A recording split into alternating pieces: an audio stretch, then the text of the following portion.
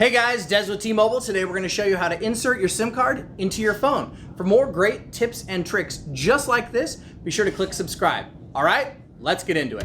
Now first off, make sure you take the phone out of the box and be sure to leave it powered off. Next, you're going to want to locate where the SIM card tray is on your phone. If you're using an iPhone, it's over here on the side of the device. And with an Android device, it's usually on the top or on the bottom. You can always check along the edges as well.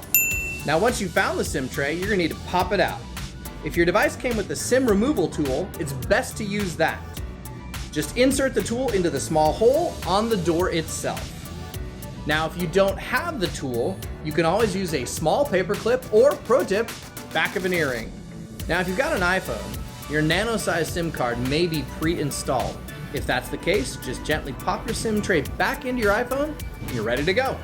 If your phone does not have a SIM card installed, go ahead and insert the one from inside the box.